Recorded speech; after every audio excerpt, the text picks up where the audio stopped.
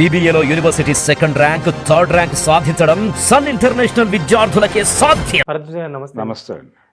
ఎలా ఉంది పూరి గారి కాంబినేషన్, రామ్ గారి కాంబినేషన్లో వచ్చిన డబుల్ స్మార్ట్ శంకర్ ఎలా ఉంది సార్? అంటే సీక్వెల్ సినిమా ఇది. సీక్వెల్ సినిమాయే కానీ పాత సినిమా తాలూకా పోలికలు కొంతే తీసుకుని కొత్త కథతోనే వచ్చే ప్రయత్నం చేశాడు పూరి జగన్నాథ్ గారు. అయితే ఈ ప్రయత్నంలో ఒక కొత్త పాయింట్ అని ఆయన ఫీల్ అయినటువంటి విషయం ఏంటంటే, తన బ్రెయిన్ మొత్తం మెమరీ అంతా కూడా ఒక చోట పెట్టి అది వేరే వ్యక్తిలోకి ఎక్కించడం ద్వారా తనలాంటి మనిషిని క్రియేట్ చేయటం. అంటే బాడీ డబుల్ అనేటువంటి ఒక థియరీ ఉంది కదా మనకి. అలాంటి థియరీలో తనని పోలిన మనిషిని, తన ఆలోచనలు అంటే టోటల్గా తను ఒక విషయానికి ఎలా రియాక్ట్ అవుతాడో అలా రియాక్ట్ అయ్యేటువంటి మనిషి, తనకు సంబంధించిన అన్ని విషయాలు తెలిసి తనలాగే బిహేవ్ చేస్తూ తనలాగే ఆలోచిస్తూ తను ఏం చేస్తాడో అదే చేసేటువంటి ఇంకొక మనిషిని తయారు చేసుకుని అతని ద్వారా తన ఇతర పనులు నెరవేర్చటం అనేది కాన్సెప్ట్ అనుకుంటే అది చాలా ఎంటర్టైనింగ్గా నడపచ్చు. ఆ పాయింట్ చాలా ఎంగేజింగ్ పాయింట్ అది. దాన్ని పూరి జగన్నాథ్ గారు మిస్యూజ్ చేసుకున్నాడు అనిపించింది నాకు. మంచి ఆలోచన. నిజానికి ఒకవైపు బ్రెయిన్ కంట్రోల్ టెక్నాలజీస్ మీద చర్చ జరుగుతోంది ఇప్పుడు ప్రపంచవ్యాప్తంగా. ఏది ఆర్టిఫిషియల్ ఇంటెలిజెన్స్ వచ్చేసిన తర్వాత వన్ వేలో బ్రెయిన్స్ని ఆపరేట్ చేస్తున్నారు. ఏది మనం గూగుల్ సెర్చ్లో అడిగినవి అంటే రకరకాలుగా మన అభిప్రాయాలన్నీ తెలుసుకుని ప్రతి వ్యక్తి అభిప్రాయాలు యాప్ల ద్వారా వీళ్ళు చేసేటువంటి యాక్టివిటీ అంతా కూడా ఎక్కడో చోట రికార్డు చేసి ఆ రికార్డు ప్రకారం ప్రతి మనిషిని అంచనా కట్టి అతనికి ఏం కావాలో అది ఎక్కడ అవైలబుల్గా ఉందో చెప్పడం ద్వారా వ్యాపారం నడపటం అనేది జరుగుతోంది. దీనికి కొంచెం అదనంగా వెళ్ళి ఇంకొక నెక్స్ట్ లెవెల్కి వెళ్ళి ఇది వన్ వేలో జరుగుతోంది. టోటల్గా బ్రెయిన్స్లోకి నానో పార్టికల్స్ని పంపించడం ద్వారా వాటిని ఒక సూపర్ కంప్యూటర్కి అనుసంధానం చేసి ప్రతి ఒక్క వ్యక్తి ఏమి ఆలోచిస్తున్నాడు, ఎలా ఉంది తన బిహేవియర్ అనేది కూడా తెలుసుకుని ఆపరేట్ చేయాలనేది ఒక పద్ధతి, ఒక ప్రయోగం నడుస్తోంది ఆల్రెడీ. ఇది వన్ వేలో జరుగుతోంది. టూ వేలో అంటే మీకు ఇడ్లీ తినాలి అనేటువంటి కోరుకుంటే ఇడ్లీ ఎక్కడ దొరుకుతుందో చెప్తున్నారు. ఇప్పుడు మీ ఇష్టాలని కూడా మార్చేటువంటి ప్రయత్నం, మీకు ఇడ్లీ ఇష్టం లేదు పిజ్జా తినాలనుంది మీకు అని మీకు అనిపించేలాగా చేయటం అనే వైపుగా ప్రయోగాలు నడుస్తున్నాయి. టెక్నాలజీ చాలా అడ్వాన్స్ అయిపోయింది. చాలా దారుణాలు సంభవించబోతున్నాయి. అసలు అంటే ఫ్రీ విల్ అనేది పోతుంది అని భయపడుతున్నారు జనాలు. ఈ కండిషన్లో నువ్వు సినిమా తీస్తున్నప్పుడు ఎంత అడ్వాన్స్గా వెళ్ళాలి. ఆ ఏరియాకి వెళ్ళాడు ఆయన. ఆ ఏరియాకి వెళ్ళి మళ్ళీ తన దూరంలోకి తీసుకొచ్చేసాడు సినిమాని. ఒక విలన్ తనలాంటి ఇంకొక పర్సనాలిటీని తయారు చేయటం ద్వారా ప్రపంచంలో చాలా గందరగోళం క్రియేట్ చేసి ఈ గందరగోళాన్ని ఒక షేపుకి తీసుకొచ్చి దాని నుంచి హీరోని కాపాడి హీరోని విలన్కి వ్యతిరేకంగా నిలబెట్టి ఈ పరిస్థితులకు వ్యతిరేకంగా ఈ ఫ్రీ విల్ని చంపేస్తున్నారు, ఈ టెక్నాలజీస్ డెవలప్ అయితే చాలా ప్రమాదాలు సంభవిస్తాయి అన్న టోన్లో సినిమాని నడిపి ఉంటే సరిపోయేది. అది మానేసి ఈయన ఏం చేశాడంటే దాన్ని కుదించాడు. దాన్ని కుదించి ఏదో తన మెమరీ అంతా తీసుకెళ్ళి అతనిలోకి ఎక్కించేసి అతనికి ఆల్రెడీ తన మెమరీ ఉంటుంది. ఇది దాని ఎక్స్టెన్షన్. అంటే ఫస్ట్ పార్ట్లో నిజానికి వాళ్ళు మంచి పాయింట్ తీసుకున్నారు. ఏది ఒక చనిపోయినటువంటి పోలీస్ ఆఫీసరు అతని తాలూకా రీసెర్చ్ని, అతను పరిశోధనని వీటన్నిటినీ పట్టుకొచ్చి తెలుసుకుని దాని ద్వారా ఒక గ్యాంగ్ని ఎలా కంట్రోల్లోకి తీసుకోవాలి, వాళ్ళ గేమ్ ఎలా ఖతం చేయాలి అనే ప్రోగ్రాంలో సినిమా నడుస్తుంది. అది ఆడియన్స్ని ఒప్పించింది, బాగుందన్నారు. కానీ అటువంటిది ఇక్కడ మిస్ అయింది ఈ సినిమాలో. అది మిస్ అవడానికి కారణం పూరి జగన్నాథే. అలాంటి డ్రైవ్ లేదు దీనిలో. ఆ డ్రైవ్ లేకపోవడంతో ఏమైందంటే వాళ్ళిద్దరి మధ్య ఏం జరుగుతోంది అనేది కన్ఫ్యూజన్. ఈయన కాసేపు తను డూప్లికేట్గా ఉంటాడు, అలా ఉండకూడదు. అది టోటల్గా అంటే రాముడు భీముడు లాంటి ఎంటర్టైనింగ్ స్టోరీగా మార్చి ఉండొచ్చు, మార్చడానికి స్కోప్ ఉంది అక్కడ. స్కోప్ ఉంది. దానిలోకి ఆర్టిఫిషియల్ ఇంటెలిజెన్స్ చర్చలు, కొంచెం ఇంటలెక్చువల్ ఏరియాలో సినిమాని ఎంగేజింగ్గా నడిపి ఉండొచ్చు. అంత లోతుగా వెళ్ళటానికి ఆయన సిద్ధపడలేదు, డైరెక్టర్ సిద్ధపడలేదు. ఈ క్యారెక్టరైజేషన్ మీద దృష్టి పెట్టాడు. రెండోది, తనకి ఒక బలం ఉంది పూరి జగన్నాథ్కి. తన హీరో యాంటీ క్లాక్ వైజ్లో ఉంటాడు, రొటీన్ హీరోలకి భిన్నంగా ఉంటాడు. బ్యాడ్ బాయ్ ఆయన హీరో. ఈ బ్యాడ్ బాయ్ని ఎస్టాబ్లిష్ చేయటంలో కూడా కొంత తడబాటు కనిపించింది ఈ సినిమాలో. సో ఇది కూడా పెద్దగా ఎంగేజ్ చేసే సినిమా కాదు.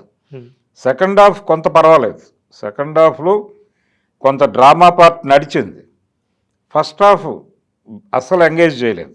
అంటే గందరగోళం నడిచింది. తన పద్ధతిలో కొంచెం మదర్ సెంటిమెంటు వీటి మీద ఫస్ట్ హాఫ్ను డ్రైవ్ చేయడానికి ప్రయత్నం చేశాడు. అలాగే హీరోయిన్ని పరిచయం చేయటము, దీనికి కేటాయించాడు ఆయన ఫస్ట్ పార్ట్ అంతా. అలాగే విలన్ని పరిచయం చేయడానికి కూడా ప్రయత్నం చేశాడు. ఈ పరిచయాల కార్యక్రమము, కథని నేను ఇలా చెప్పబోతున్నానని చెప్పడానికి అంత టైం తీసుకోనక్కర్లేదు. దాన్ని కొంచెం ఎంటర్టైన్ చేయడానికి ఆయన ఇంకో ప్రయత్నం చేశాడు, ఆలీని ప్రవేశపెట్టాడు. అది కూడా జనాల్ని హుక్ చేయలేకపోయింది. ఆలీతో రకరకాల విన్యాసాలు చేయించాడు, కానీ దానికి ఎలిమెంట్ లేదు. దానికి ఒక బలమైనటువంటి హుకింగ్ ఎలిమెంట్ ఉండాలి. అది లేకపోవడంతో ఏదో తీసుకొచ్చి అతికించినట్టుగా ఉంది. అంటే మనకి జనరల్గా ఒక కామెడీ ట్రాక్ యాడ్ చేయటం అనేది ఒక కల్చర్ ఉంది మొదటి నుంచి. ఈ యాడ్ చేసినటువంటి కామెడీ ట్రాకులు విపరీతంగా ఎంగేజ్ చేయగలిగితేనే అవి నడుస్తాయి. అలా లేదు, అది కథకి దానికి ఏ సంబంధం లేదు. అదొక గందరగోళం నడుస్తూ ఉంటుంది పక్కన ప్యారలల్గా. దాంతో జనాలకి కొంచెం చిరాకు కలిగించింది. ఆలీ ఎపిసోడ్ ఏదైతే సినిమాకి హెల్ప్ అవుతుంది అనుకున్నాడో ఆయన, అది ఇబ్బంది పెట్టింది. సో ఇది కూడా ఒక మిక్స్డ్ వెజిటబుల్గా తయారైంది సినిమా. మంచి సినిమా తీయగలిగినటువంటి కథ తయారు చేసుకుని ఇంకేదో చేశాడు ఆయన. దాంతో ఆ గందరగోళం సినిమాలో కనిపించింది. పూరి జగన్నాథ్ పూర్వపు ఎనర్జీ కనబడలేదు సినిమాలో. అలాగే ఆయన చాలా కొత్తగా ఆలోచిస్తాడు ప్రతి సన్నివేశాన్ని. ఆ కొత్తగా ఆలోచించటం అనేది కూడా ఈ సినిమాలో కనిపించలేదు. రొటీన్గా వెళ్ళిపోయాడు, తన ధోరణిలో వెళ్ళిపోయాడు తప్ప ఎక్కడా కూడా ఆయన ఆడియన్స్ని ఎంగేజ్ చేయాలి, ఆడియన్స్ ఇంటలెక్చువల్ స్టేటస్ ఏమిటి అనేది కూడా పెద్దగా స్టడీ చేయలేదు.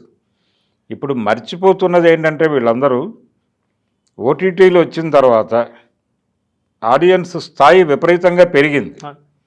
వాళ్ళు వరల్డ్ సినిమాకి ఎక్స్పోజ్ అవుతున్నారు. ఆల్రెడీ ఇలాంటి కథలతో చాలా సినిమాలు వస్తున్నాయి. మ్యాట్రిక్స్ లాంటి సినిమాలు చూస్తున్నారు జనాలు.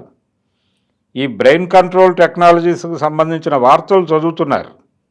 ఈ మధ్య ఈ ఒక 15 నెల రోజుల క్రితం హైదరాబాద్ అమెరికన్ ఎంబసీ ముందు ఒక 6 డజన్ మంది ఎన్ఆర్ఐలు నిరసన ప్రదర్శన చేయబోయి అరెస్ట్ అయ్యి తర్వాత బెయిల్ మీద రిలీజ్ అయ్యారు.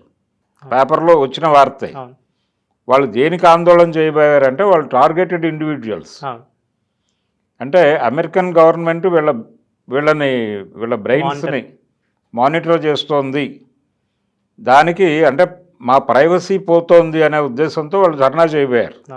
ఈ లెవెల్లో జరుగుతున్నప్పుడు ఏదో అక్కడ నుంచి మెమరీ తీసుకెళ్ళి అక్కడ కార్డు ఎక్కించేసి మనకి సినిమాల్లో ఈ అకౌంట్లోంచి ఆ అకౌంట్లో డబ్బులు ట్రాన్స్ఫర్ చేయటం, ఇలాంటి డ్రామాలు చాలా సినిమాల్లో చూసాం 10 ఏళ్ల నుంచి. అంటే ఎప్పుడైతే పర్సనల్ ఇండివిజువల్ అకౌంట్స్, ఎవరి అకౌంట్ వాళ్ళు ఇంటర్నెట్ ద్వారా ఆపరేట్ చేయొచ్చు అనే వాతావరణం వచ్చిందో అప్పటి నుంచి ఇలాంటి సన్నివేశాలు అనేక సినిమాల్లో చూసాం. ఇప్పటికీ దాని మీదే కథ నడిపాడు ఆయన. దాని మీదే కథ నడపడం ఇవి చాలా బోరింగ్గా అనిపించింది జనాలకి. కొత్త కథ చెప్పడానికి చాలా అవకాశం ఉన్నటువంటి ఒక పాయింట్ తీసుకుని దాన్ని పాత ధోరణిలోకి తీసుకెళ్ళి చెప్పాడు ఆయన పూరి జగన్నాథ్. మంచి ఆలోచన అలా విఫలమైపోయింది. ఆ సినిమా చూసిన తర్వాత నాకు అనిపించినటువంటి అభిప్రాయం అది. ఇది ఒకటి, ఈ సినిమాలో రామ్ తనదైనటువంటి ధోరణిలో తను ఫస్ట్ పార్ట్లో ఎలా చేశాడు, స్మార్ట్ శంకర్లో ఏ వోల్టేజ్తో అయితే చేశాడో అదే వోల్టేజ్తో ఇందులో కూడా కనిపించాడు. అతను ప్రీ రిలీజ్ ఈవెంట్లో కూడా ఆ విషయం చెప్పడంతో పాటు ఆయన కొంచెం పూరి సబ్మిసివ్గానే ఉన్నాడు ఈ సినిమా ప్రమోషన్స్లో. కానీ ఆ రోల్ రామ్ తీసుకున్నాడు. రామ్ తీసుకుని కొంచెం రెచ్చిపోయి మీరు ఏం చెప్పినా ఎలా చెప్పినా సినిమా వెళ్ళిపోవటం ఖాయం, సినిమా జనాల్లోకి వెళ్ళిపోతుంది, దూసుకెళ్ళిపోతుంది, ఈ లెవెల్లో మాట్లాడాడు ఆయన. అవును సార్.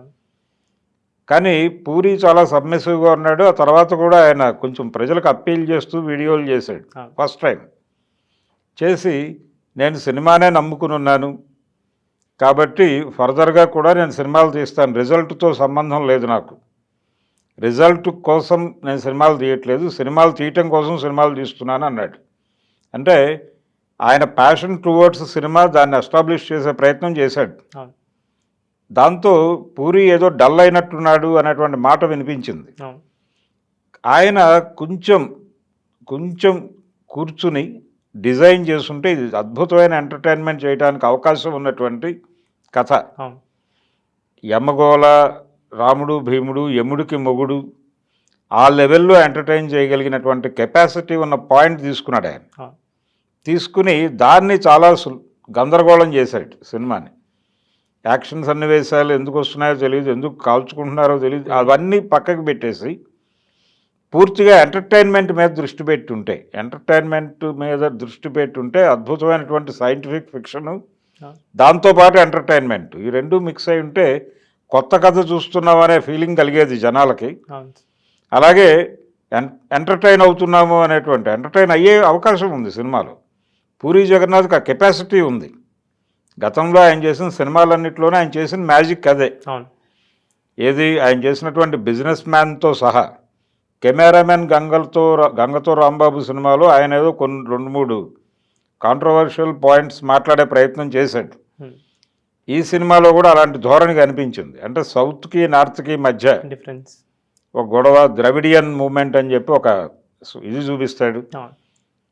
దాని మీద కూడా లోతులకు వెళ్ళలేదు ఆయన. లోతులకు వెళ్లకుండా తను కన్ఫ్యూజ్ అయ్యి ప్రపంచాన్ని కన్ఫ్యూజ్ చేసే ప్రయత్నం చేశాడు. నిజానికి ఆ అవసరం ఉంది ఇప్పుడు సమాజంలో.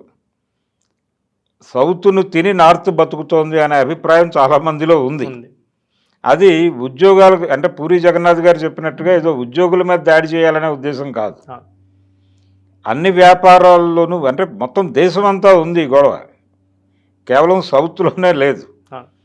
దేశం మొత్తం కూడా, అంటే గుజరాతీ బనియాలు అలాగే రాజస్థానీ మార్వాడీలు కలిసి అన్ని వ్యాపారాలని తమ కంట్రోల్లో పెట్టేసుకున్నారు అనేటువంటి గొడవ. దీని వలన ఎక్కడా ఆర్థిక అభివృద్ధి లేక నార్త్ నుంచి విపరీతంగా సౌత్కి వలసలు వస్తున్నారు. ఈ వలసలు వచ్చిన వాళ్ళు కూలీలకు వస్తున్నారు, ఇక్కడ కూలి పనులకు వస్తున్నారు. దానివలన ఇక్కడ కూలీ రేట్లు పడిపోతున్నాయి. లోకల్గా ఉన్న కూలివాడు ఒక గౌరవప్రదమైన కూలి అడిగితే వాడిని తీసేసి ఏ జార్ఖండ్ వాళ్ళనో పెట్టేసుకుంటున్నారు. ఈ గొడవ ఉంది, ఈ క్రైసిస్ ఉంది. ఈ క్రైసిస్ ఉండటం వలన 65 సీట్లు భారతీయ జనతా పార్టీ కోల్పోయింది మన ఎన్నికల్లో. దీన్నైనా కొంచెం సీరియస్గా డిస్కస్ చేసుంటే సినిమాలో కొంచెం కొత్తగా ఫీల్ అయ్యేవాళ్ళు జనాలు, ఏదో కొత్త పాయింట్ చెప్తున్నాడని. ఇలా చాలా మంచి పాయింట్స్ తీసుకుని దేన్ని ప్రాపర్గా వాడుకోకుండా అలా సినిమాని రన్ చేస్తాడు ఆయన. రొటీన్ సన్నివేశాల మీద దొర్లించాడు సినిమాని. అందుకని ఇస్మార్ట్ శంకర్ కూడా 4 రోజుల సినిమాగానే మిగులుతుంది అది. ఈ రెండిటితో పాటు, అంటే ఈ రెండు బాగా, అంటే ఫార్ములా సినిమాలు అనే విషయం తెలిసినప్పటికీ జనాలను కొంచెం ఎంగేజ్ చేసే సినిమాలు ఇక్కడ పూరి జగన్నాథ్, అక్కడ హరీష్ శంకర్ అనే ఉద్దేశంతో ఈ 2 సినిమాల మీద ఒక హైప్ క్రియేట్ అయి ఉంది. ఈ హైప్ లేకుండా ఇంకొక 2 సినిమాలు రిలీజ్ అయినాయి. ఒకటి ఆయి అనేది, రెండోది తంగలాన్, అది dubbing cinema, Paramjit cinema. Paramjit Vikram combination cinema అది. అయితే పారంజిత్కి ప్రతి రాష్ట్రంలోనూ ఆయనదంటూ ఒక బేస్ ఉంది, ఒక ఫ్యాన్ బేస్ ఉంది ఆయనకి. కాలా సినిమా తర్వాత అది పెరిగింది.